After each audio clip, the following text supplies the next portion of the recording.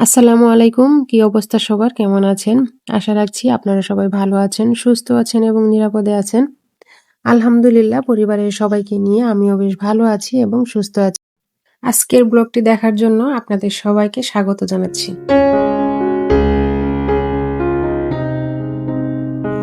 জীবনে কাউকে খুব বেশি গুরুত্ব দিয়ে ফেলবেন না। কারণ বেশি গুরুত্ব দিলে দেখা যায় যে নিজের গুরুত্বটাই তার কাছে কমে যায়। আমাদের উচিত সবারই যে যাকে যতটুকু গুরুত্ব দেওয়া উচিত, যাকে যতটুকু সম্মান দেওয়া উচিত, আসলেই ততটুকুই দেওয়া দরকার। বেশি দিতে গেলে দেখা যায় নিজেরটাই কমে যায়। তো সবাই আসলে সেইভাবে চেষ্টা করবেন যে সম্মান পাবার যোগ্য তাকে তো সেভাবে সম্মান দিতেই হবে। আর যে যোগ্য না তাকেও লোক দেখানো একটু সম্মান দিতেই হয়। কারণ মন থেকে সেটা কিন্তু আর কখনোই আসে না।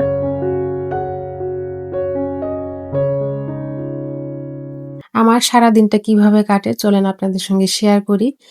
আজ নতুনভাবে আমার ডাইনিং রুমটা ডেকোর করব। আমার বেসিন এরিয়াটা ডেকোর করব। তো সেটাও আপনাদের সঙ্গে শেয়ার করব। তাছাড়া এখন যে এখানে আমগুলো দেখতে পাচ্ছেন এটা কিন্তু গত রাতে আপনাদের ভাইয়া নিয়ে এসেছিল। তো ভাবছি যে কিছু আচার বানাবো। সেজন্য রাতে আর সেভাবে খোলা হয়নি। তো চিন্তা করলাম এখন এগুলো একটু খুলে তারপর রেখে দেই। তাছাড়া দেখা যাবে যে লাল হয়ে যাবে তখন কিন্তু আসলে আচার তেমন একটা ভালো হবে না। তো যাই হোক আমগুলা সুন্দর করে বের করে রেখে দিলাম। সাথে কিছু লেবু ছিল, সাথে সবজিও ছিল। সবগুলোই আমি সুন্দর করে গুছিয়ে ফ্রিজে রেখে দিলাম। আমগুলোকেও ফ্রিজে রেখে দিয়েছি যাতে ভালো থাকে, টাটকা থাকে। তাছাড়া দেখা যায় এখন কিন্তু আমের আঁটি শক্ত হয়ে গিয়েছে। যদি বাসায় নিয়ে এসে ২-১ দিন রাখা যায় তাহলে কিন্তু সেটা লাল হয়ে যায়। আর সেটা দিয়ে আচার বানালে সত্যি ভালো লাগবে না। তো যাই হোক এখন ডাইনিং টেবিলটা আমি সুন্দর করে একটু গুছিয়ে নিচ্ছি।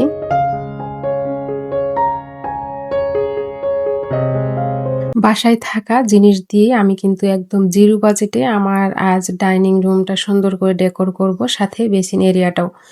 তো বাসায় যে জিনিসগুলো ছিল আমি কিন্তু সবগুলাই দেখতেই পান। আপনারা যে একটু এদিক সেদিক ঘুরিয়ে রেখে দেই তাহলে দেখতে ভালো লাগে। তাছাড়া একটা জিনিস যদি এক জায়গায় রাখা হয় দেখবেন যে সেটা দেখতে কেমন একটা বোরিং ফিল হয়। সেজন্য চেষ্টা করি যে একটু নতুনত্বর ছোঁয়া দেওয়ার জন্য। তাই জিনিসপত্র সব এদিক সেদিক করে রেখে দেই।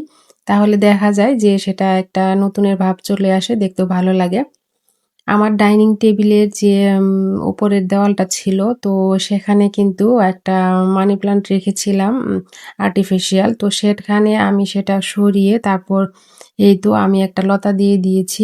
আর এই পাশে যে একটা হ্যাঙ্গার ছিল তো ভাবলাম সেটা তো অনেকদিন হয়ে গিয়েছে, আমি সেটা একটু চেঞ্জ করে দেই। আমার যে ড্রয়িং রুমের যে গ্লাসটা ছিল তো সেটা এখানে দিয়ে দিলাম।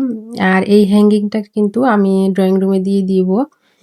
তার পাশে এই পাশে দেখতে পাচ্ছেন এখানে কিন্তু আমি একটা জানালা রেখেছিলাম। তো সেটাও একটু সরিয়ে নিলাম। নিয়ে ড্রয়িং রুম থেকে এই হ্যাঙ্গিংটা নিয়ে আসলাম। তো এটাও এখানে দিয়ে দিলাম। আসলে সবকিছুই একটু চেঞ্জ করে দিচ্ছি। এক রুমেরটা অন্য রুমে এইভাবে।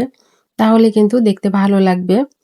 আর আমার এই স্পেসটা কিন্তু এখানে আমি একটা চা, টি, কফি কর্নার বানাবো। তো সেটাও কিন্তু আপনাদের সঙ্গে আস্তে, আস্তে শেয়ার করব।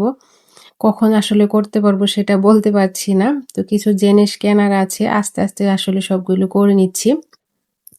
তো এই তো আমি ডাইনিং টেবিলের উপরে কিন্তু একদম সিম্পল একটা লুক রেখেছি। তো এখানে একটা কাঠের ট্রে রেখেছি আর সাথে ফ্লাওয়ার রেখেছি।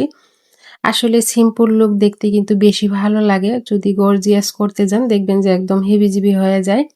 সেজন্য ডাইনিং টেবিলের উপরে একদম সিম্পল ভাবে রেখেছি। দেখতে কিন্তু মাশাআল্লাহ অনেক ভালো লাগছে।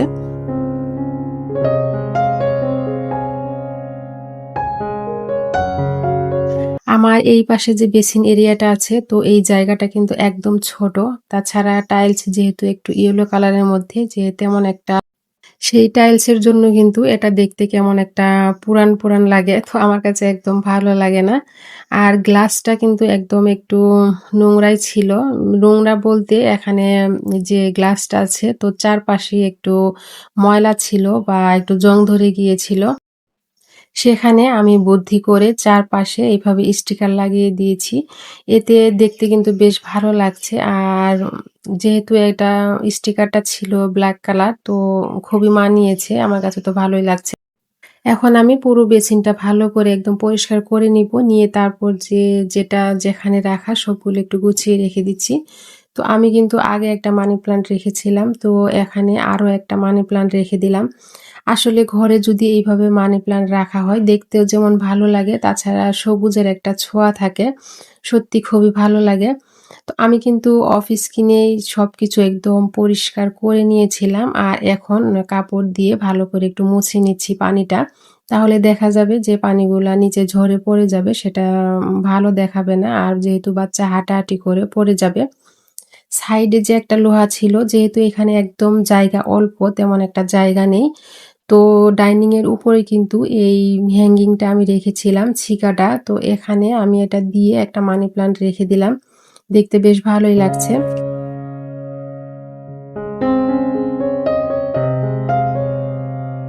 আমরা তো ভাড়া বাসায় থাকি। তাছাড়া ভাড়া বাসায় থাকলে দেখবেন যে সবকিছু কিন্তু আমাদের মনের মতো হয় না।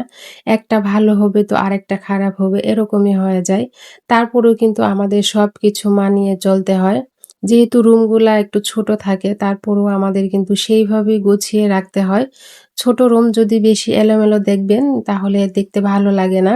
আর আমি কিন্তু সবসময় চেষ্টা করি সবকিছু গুছিয়ে একদম পরিপাটি করে রাখার। এলোমেলো তো হবেই, যেহেতু বাসায় ছোট বেবি আছে সে তো এলোমেলো করবেই। তারপরেও কিন্তু আমাদের গুছিয়ে রাখতে হবে। আর এদিকে আমি ডাইনিং রুম, বেসিন এরিয়া পুরোটাই একদম পরিষ্কার করে সুন্দর করে গুছিয়ে নিয়েছি। তাছাড়া দুপুরবেলাতে আমার তেমন রান্না ছিল না। দুপুরবেলা মা ছেলের কিন্তু হয়ে গিয়েছে।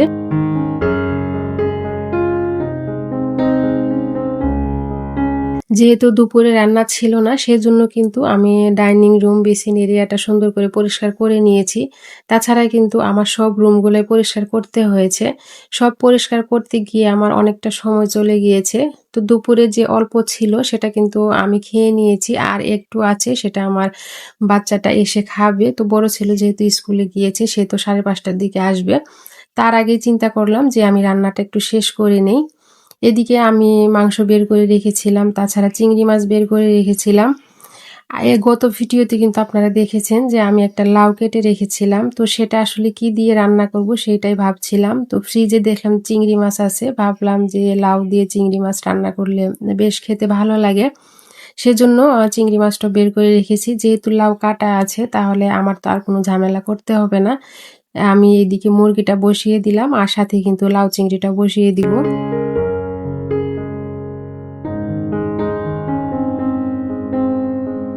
সত্যি বলতে বাসায় যদি দেখা যায় যে রান্না থাকে না, সেদিন কিন্তু কাজ করে সত্যি আরাম পাই। কারণ সময়টা অনেক হাতে থাকে, সেজন্য সুন্দর করে সবকিছু গুছিয়ে রাখতে পারি। তো যাই হোক, এখন চিংড়ি মাছটা আমি বসিয়ে দিচ্ছি। দেখতে দেখতে কিন্তু আমাদের কোরবানি ঈদ চলে এসেছে। আপনারা হয়তো অনেকেই বাড়িতে যাবেন, আমরাও বাড়ি যাব। তো দেখি কতদূর কি করতে পারি। আর এদিকে আমি কিন্তু ডাইনিং রুমটা গুছিয়ে নিয়েছি। কোরবানির যেহেতু চলেই আসলো, তো ভাবলাম যে ডাইনিং রুমটা সুন্দর করে গুছিয়ে নেই ঈদ উপলক্ষে। বাসায় যেহেতু থাকবো না, তারপরেও কিন্তু আমাকে সুন্দর করে গুছিয়ে রাখতেই হবে। যখন বাড়ি চলে যাব তখন আমাকে কিন্তু আবার সেগুলা সুন্দর উঠিয়ে তারপর রেখে যেতে হবে। তাছাড়া যদি এইভাবে রেখে যাই দেখব যে সব একদম নোংরা হয়ে আছে, তখন আমার কাজই আরো বেড়ে যাবে। আমি যখনই বাড়িতে চলে যাই বা কোথাও ঘুরতে যাই কয়েকদিনের জন্য, তখন আমি বেডশিট বলেন বা ডাইনিং টেবিলের কাভার বলেন সবকিছু আগের যে পুরনো থাকে সেগুলো উপরে বিছিয়ে তারপর রেখে যাই, যাতে আমি এসে ভালো পাই। তো যাই হোক, আমি সবকিছু করে নিলাম, এখন রান্নাটাও করে নিচ্ছি। ভিডিওর এই পর্যায়ে এসে আপনাদের ছোট্ট একটা রিকোয়েস্ট করছি, এই পর্যন্ত যারা আমার ভিডিওটি দেখলেন লাইক দিতে ভুলে গিয়েছেন, প্লিজ আপনারা সবাই মনে করে একটা লাইক দিবেন, কারণ আপনাদের একটা লাইক কিন্তু আমার কাছে খুবই গুরুত্বপূর্ণ। তো যাই হোক, যদি ভুলে গিয়ে থাকেন লাইকটা দিয়ে দিবেন। আপনি যদি নতুন হয়ে থাকেন, ব্লগ ভিডিও দেখতে পছন্দ করেন বা আমার পরবর্তী ব্লগগুলো আপনি দেখতে চান, চাইলে আমার চ্যানেলটিকে আপনি সাবস্ক্রাইব করে নেবেন। পাশে থাকার বেল বাটনের অল অপশনটি সিলেক্ট করে রাখবেন, এতে করে আমি যখনই কোনো নতুন ভিডিও আপলোড দিব আপনার কাছে নোটিফিকেশন পৌঁছে যাবে। আপনি সময় সুযোগ করে কিন্তু তখন সেই ভিডিওটি দেখে নিতে পারবেন। বেশি ভালো লাগলে তাহলে শেয়ারও করে দিতে পারেন। অলরেডি যারা এই কাজগুলো করে দিয়েছেন আপনাদের সবাইকে জানাচ্ছি অসংখ্য ধন্যবাদ। এই যে দেখেন, আপনাদের সঙ্গে কথা বলতে বলতে আমার অলরেডি রান্নাটা হয়ে গিয়েছে। তো মুরগির মাংসটা হয়ে গিয়েছে, আমি একটা বাটিতে রেখে দিলাম। আর এখন চিংড়ি মাছটা রেখে দিচ্ছি। তাছাড়া দেখা যায় আমার বড় ছেলেটা কিন্তু চিংড়ি মাছ খাবে না, তবে মাশাআল্লাহ ছোট বেবিটা চিংড়ি মাছটা খুবই পছন্দ করে। আজ এই পর্যন্তই। সবাই ভালো থাকবেন, সুস্থ থাকবেন। নেক্সট ভিডিওতে আবারও দেখা হবে। নতুন কোনো ব্লগ নিয়ে হাজির হব। আপনাদের জন্য রইল অসংখ্য দোয়া আর ভালোবাসা। আসসালামু আলাইকুম। আল্লাহ হাফেজ।